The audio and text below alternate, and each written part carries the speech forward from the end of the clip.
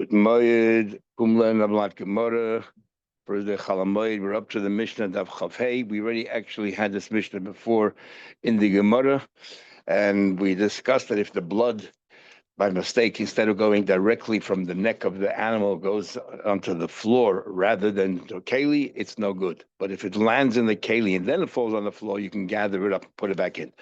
So the Mishnah, the blood poured out on the floor, but also when you gather together, puzzle, it is puzzle. We learned. It says in Pasuk, "V'lokach hakoyin hamashiach," that the koyin hamashiach should take midam hapar from the blood of the animal, and so we dash. There's all kinds of stages of blood.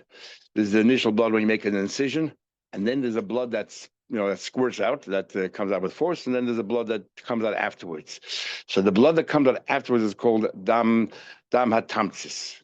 But with the blood that we're talking about, the blood that the nefesh comes out with, that has to go in the keli, is the blood that comes out with a force, that gushes, that comes out with a squirt.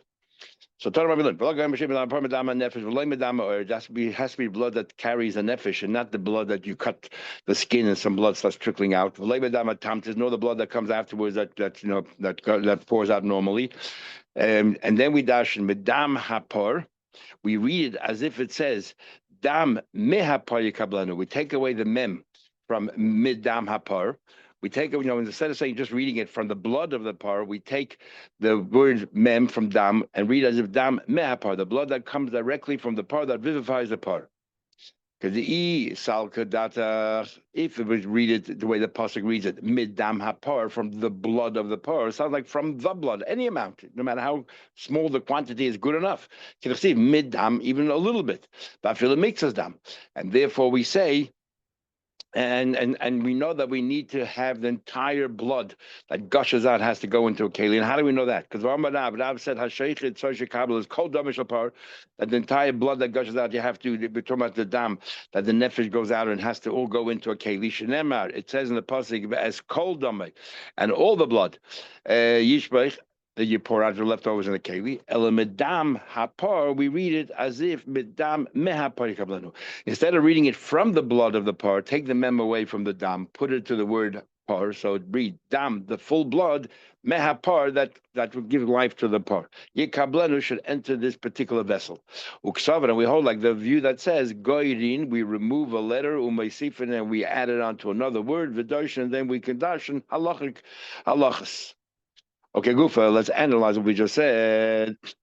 You just said that somebody, a shecht, has to receive all the blood from the par. And how do you know that? Because remember it says there's kol dam hapar yishpach, that the rest of the blood you should pour out. Well, the rest of the blood you should pour out is not the initial blood that we're talking about that comes out of the animal. The initial blood, that's the one you have to spray on the mizbeach. So what's one thing to do with another? That's talking about the shirayin, any other blood that's coming out. Says the you're right. It cannot be talking about shirayim. Why can't it be talking about shirayim? The lesser lekula dam, because not all the blood is there. You just use some of the blood from the mizbeach. So therefore, Tarim be Kabbalah. It's not talking about the stage. You can't be talking about all the blood goes down the pouring, because you already took some blood and poured it, sprinkled on the mizbeach. So must be talking about the stage before, the Kabbalah. All the dam, when it says all the dam, we're not referring to the last stage. We're talking about the first stage, the Kabbalah. That blood that comes out with a burst, all of that has to go into a keli. Said the neighborhood named Shmuel, the knife that you used has blood on it, and we have to make sure that blood doesn't drip into the keli, because as we'll soon see, the keli is directly under the animal. If you're shechting and you're holding on to the knife, some of the blood will start dripping down, and you're going to have now other blood outside of that dam shanefesh boy into this keli. So what are you supposed to do? So as soon as you finish shechting, you have to lift the knife above so that it should not fall into the keli. It says v'lokach medam hapar. You should only have the blood of the par in there that gushes out. V'loy medam hapar v'davaracha, and not any other blood coming from the animal. If it's not that dam, the nefesh is tolabay. So what the Gemara says, what do you do with that blood? So how do you clean that? You take the outside of the keli, the rim, and use that to wipe off the blood from the knife, because you got to use it again. You have to clean off the blood.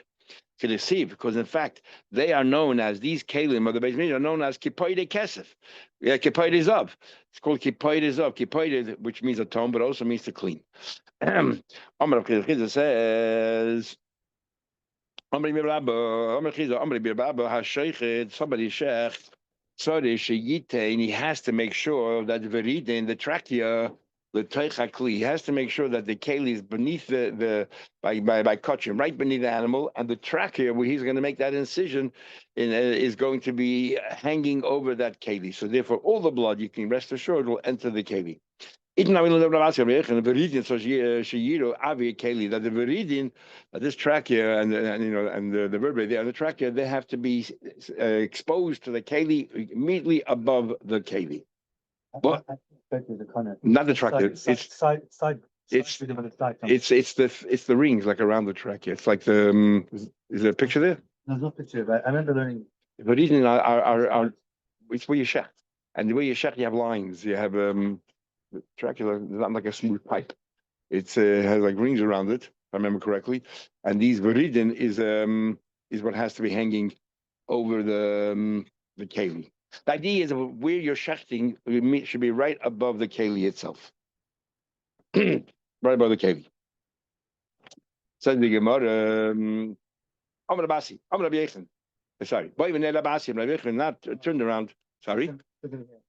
They had the clay down Harashi, which the main vessels in the throat, which are on the side of the Kanan vessel. Okay, this is right next to alongside it. Okay. Thank you. Rabbi Asi asked a question. What happened? You're receiving the blood. Interesting question.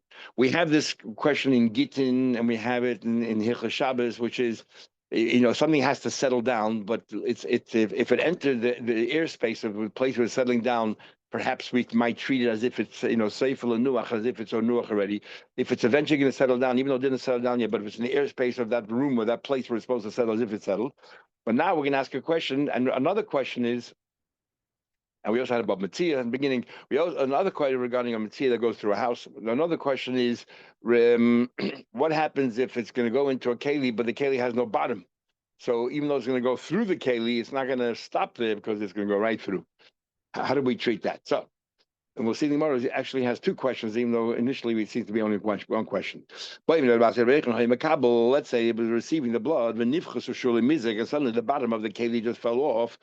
Is actually dam la'avir before if the blood entered the space of the keli and then the bottom fell out, you already did the right thing because it already entered the keli as if it landed. A second later, the bottom fell out. Okay, it's like nishpach, the animal is still kosher. But what do you call it? But if you can do zrika, but if before it entered the airspace, it left the animal and it's coming down. It's in the air, open air. How do we treat that? Before you enter the airspace. Mao, how do we treat that? Do we say avir she'ein seifel nuach kimun adami? That airspace that's not gonna land still is kimun adami, even though that right now the what happened is the lid, not the lid, the base on the bottom was there. So when the blood came down, the base was there in the open air. But then while it was there in the open air, the base fell off. So the question is, do we say, well, since the base was there, and even though it wasn't in the airspace in the keli, but it was there in the air, and it was going to land up on the base, it was good enough, or it's not kimun adami. It's like it fell straight to the ground. That is possible. But according to this question, if it actually entered the airspace of the keli itself, and then the base fell off, there's nothing to talk about. Surely it's kosher. Surely it's as if it landed. Says the Gemara, if it's not eventually going to rest, is kimun dami. Do we say so if it's rested, or like kimun, it's not like it's rested? Dami. Amalei said, Tinisu, we learned, Chavis, a barrel, shemunachas tachas hazinuk, a barrel that's sitting under a pipe. And so what happens is you have a water coming down through a pipe, and then it goes into the air, and it lands in the keli that's underneath there, underneath. Now we're talking about here a mechatas has to be mayim chayim el keli. You need spring water that goes into the keli, but over here the water went through a pipe, but a pipe that's it's not a problem, open on both ends. It went through a pipe, and then it went into the air, and then it landed in the keli. How do we treat that? So it says there, it's no good, the water. Why is it no good? Because the space between the pipe and the keli, that means the spring water didn't go directly into the keli. It went to the air first, and for the air, it bounced off into the keli. So we see, even though eventually it's going to land in the keli, but since it's outside of the keli, we don't treat it as if it's in the keli already. Yeah. And because we need Mayim Chaim El Keli, the Mayim Chaim has to go directly into the keli. It didn't happen over here. So we see, yeah. So I think about it further, yeah. What about tzidif? Is possible. Tzidif. So the tzidif piyal is in ma'aseh b'teicha psulin or shebechutz lag shadin. But if you put the keli right, touching the lip of the pipe, then the water that's still sitting in the pipe obviously is not yet in the keli. But the water, and there's no break in between the pipe and the keli, and the water that's in the what do you call it? That's in the sorry, the other way around. This water, if it reached the avid, it's as if it's already lying in the keli, and it's a problem. Oh, here, but if it's touching, then it's all right. Yeah. The outside of the pipe is kosher. So now, what are we talking about over here?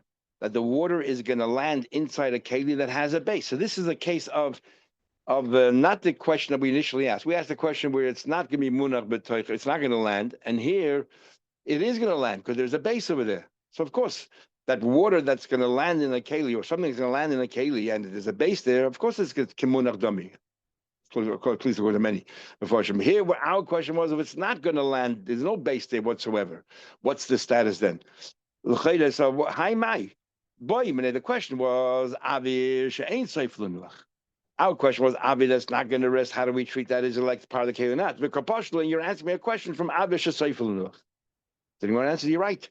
Tactical boy. There's actually there were two questions. They're twofold. First of all, even if it's Seifel Nuach, we're Daf Chav Hey Beis, and we're talking about blood that goes from a keli, from an animal goes directly into the keli, and we want to know. The question he asked was, he left the animal, there was a keli there, but then somewhere in midair, while suspended, the base of the keli fell apart. Do we say that while it's in the air, it's as if already it landed, even though, or do we say since ain't Seifel Nuach, it's not going to land in the base, it's as if it didn't land? How do we view that? So then the Gemara now is actually saying we have another question. Even if let's say the base was there and it's going to land, do we treat it as if it's landed? So the Gemara said there are two questions there, and the first question we didn't resolve, but we're saying that if you're going to answer me, resolve me the first question that that air that is, since it's not eventually going to settle down, it's not considered as if it's settled. Then how do you treat Avi that will eventually settle down? How do you treat that? Rabbi Yosef learned the Gemara's discussion where we just said it. Rabbi Kahana, Chavis, he learned the question was not regarding blood. The question was actually regarding the Chavis, regarding Mechatas. Initially, that question was there regarding Mechatas. How do we treat the water that's in the air coming into this keli? And he only talked about Chavis, never talked about blood. And Rabbah, and his version was Masni Chavis, and he started out with talking about mechatas. How do we treat it in the air if it's like it landed? But then how did he resolve it? From the case of a hegdish, and that is, aren't you moedek b'mizrach? Aren't you a moedek when you shecht an animal? It's impossible to have the keli stuck to the animal. It has to, go into the air first before going to the keli. You have to where the knife goes. So it has to be in the air before you go in the keli, and it's impossible to have it attached. It's in the air. And what happens is when the blood goes into the air, it doesn't land directly on the base of the keli. It lands on the walls of the keli, and then it lands in the keli. So it'll be a problem. It never lands directly in the keli. It's landing on the walls first. No, boss, you're going to say that when it was na'avid, is already treated as if it landed in the keli. So, and we don't care what happens afterwards. We learned even if it landed in the keli and then spills out on the floor, you can gather it together and put it back. So therefore, is it from there that the Av is considered as if it already landed in the keli. So this resolves the question where Seifel Nuach, it will rest, is it treated as if it's going to rest there. Class, we learned there, Nosan Yodoi, if somebody placed his hand, or his foot, or leaves of vegetables, Kadeshi Yavar in order for the water to pass over there. He puts his hand in to catch the water and then he puts it into the barrel. Is psul is puzzle, all these cases are puzzle. Why? Because these are all mekabel tumah, and therefore for mechatas we don't want the water to mekabel tumah. So therefore it's as if it was intercepted by something mekabel tumah. What about leaves of reeds and leaves of walnuts? Some say well goizim are hazelnuts. Straighter, it is kosher because they're not mekabel tumah. So therefore, it's as if it didn't land there at all; it just flew in the air. Zekal, this is the rule. Don't mekabel tumah psul. Anything was mekabel tumah passes. Double shayne mekabel tumah kshein is kosher. No, I mean, how do you know that? Ach mayin uboy mikveh mayim that a mayin spring and a year toy should be toy. Haviyasan ayidei tara, that you have to create this water that you can use should be tar the whole way through, and not have something mekabel tumah in between before the water lands. Al tara it should be only three things that make it tar all the time.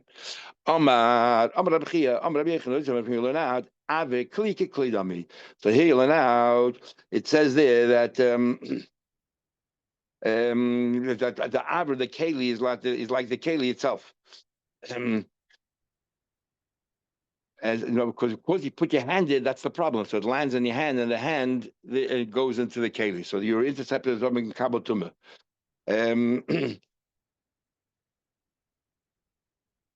So we see that the avra, the keli is not like the keli itself. If it wouldn't be for the hand, it would be all right.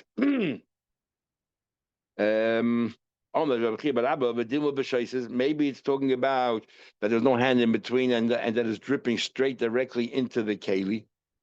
Amalei, and therefore that's why it's all right. Kosher, no aver at all. Amalei, tarda, you extreme fool. Very strong word. Rashi says, "Shait to ball." You're unbelievable idiot.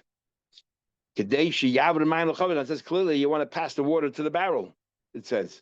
From the ages of Tzadik, we learned this mission. It's not Hey of Tzadik, Allah Zoichlin. Tzadik said, Allah Zoichlin, flowing water, Shekilchan, that is poured into through Bale Goizin, through leaves, Bale Goizin, leaves of walnuts, which are not Makabal Tumah, because they're not edible. Anything that's not edible, Makabal Tumah, Shek Shen, the kosher. As well, because it did not touch something which is Makabal Tumah. If somebody, let's say, bites off or cuts off a little piece of the ear of a par, which makes it sugar bamum. And afterwards he's mekabel the blood. No, but he shechted is all right. Then you made a mum, and then you receive the blood. Puzzle's puzzle. Now, why is it puzzle? Shechted was a good animal. Because says, the par has to be in the same condition it was when you shechted it. We find from here kochim kalim and all. How you know a kochim kalim also that has to be also when you sprinkle the blood, the animal still should not have a mum. It should be as good as it was when you shachted. Rava said, Tanya, we learned. Said Tomim Zachar ben Shanam says in the pasuk that said by a korban pesach said Tomim, it should be a whole seh. Zachar a male, ben Shana a year old, and says year. What do we learn from the word year before by mikveh? That it should be that way to the very end. She ate tamim. It should be a complete nomum. Uben shana b'shashchita b'kabbalah during the kabbalah b'hilacha during the transfer b'zika. Sorry, the b'shashchita. All we know is the time of shechting.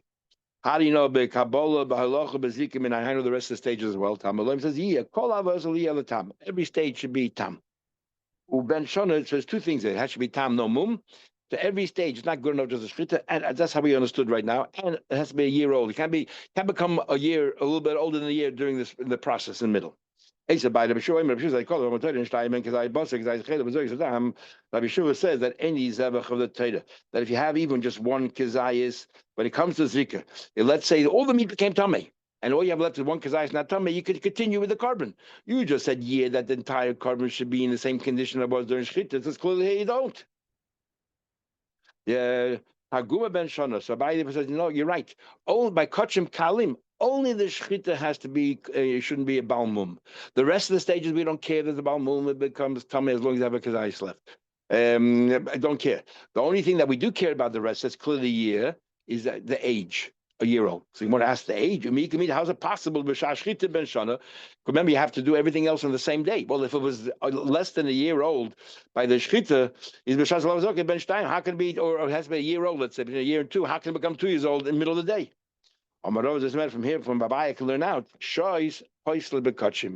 We see from here that when it comes to kachim, we don't look at the day, we look at the hour. What happens? If the animal is on the inside, if the animal is on the inside and the feet on the outside, and so anything outside of the base of Hamikdash obviously is possible. Even kachim kalim, that's only for eating, is good enough outside, but the actual shchita and the zik and everything else has to be done inside. So what happens? That the animal's inside, and then you cut the legs off, and then you cut, and then you shechter it. We'll see in how the Gemara says the animal's inside and the legs are outside. You cut the legs off first, so the blood from the outside doesn't go back in, circulate back in. It's a balmum. We'll see in a minute. What about shachat? First, the main point right now is if you shechter it first, so then after the shchita, part of the blood is outside, and that blood now circulates back inside. And then you cut it. Psul is possible. Why? Because the blood mingled, and you have outside blood inside. What do you mean it's kosher? You just cut the legs before you shchita.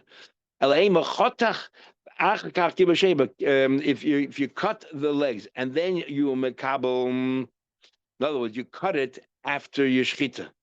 You cut the legs after shchita. So therefore, not before shchita, because the shchita, the animal has to be whole. You cut it after shchita, the legs are outside. So now the blood doesn't mingle back in, and then you accept the blood, you kosher, because there's no foreign blood. Or bekibel, first you receive the blood. So in there's blood from the outside, and it's possible. Says the Gemara. After you cut the leg. Yeah, so once you cut the leg off, the blood doesn't no longer mingles.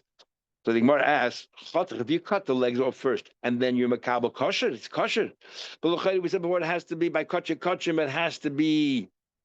Abzeda said hatzoidim oizen regarding a b'chayr.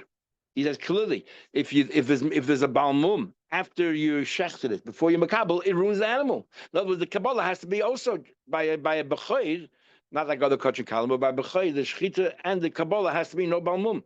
So what do you tell me? You shechted it, you cut the leg off, and so the blood, you prevent the blood from coming in. But how does that help? It's a balmum, and you makabel blood. It's a balmum. It has to be of the same par condition that it was when you shechted it. You know what happened here?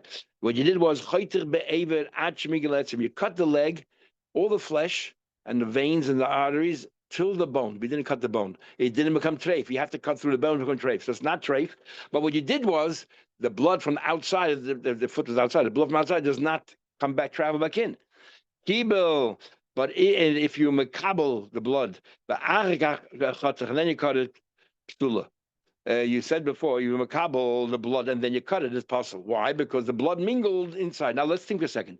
There's different kinds of blood. There's blood that's nivla be'varim and blood nivla be'varim, blood that was inside the aver and then it comes out. You don't get cutters for. Shamu b'ni damu be'varim damu. You can tell me that it's mamash blood because you tell me it's a problem if the blood that's down by your foot travels up. So Gemara says, no, it's not the blood we're worried about because the dam that's muli varim, it's a lav in the Torah, but there's no paras there. Dilma mishum shamnunis. There's also piece of meat that travel with it, and that's going to be a problem. That falls into this pail. Shamad minei, that basar kochim kalim. That the meat of kochim kalim, chiyotza lifnei zikas dam, meat of kochim kalim that left before you spray the blood, because some of the meat now you tell me traveled upwards, is possible. Is possible. By kochim kalim, you're allowed to eat outside of the Beis Hamikdash. Okay, the shchita has to be in the Beis Hamikdash, the Kabbalah. But the zikas dam, is it a problem that parts of it already went out of the Beis Hamikdash? You can eat it anyway out of it. Please clearly from here that it's a problem because you tell me the meat came in as a problem. There was no raya. Maybe deal with a kachim. That's talking about kachim, that carbon that we're talking about. But kachim kali, maybe since you can eat it outside, maybe once you did the Kabbalah, the meat outside doesn't concern us anymore. Okay, good morning.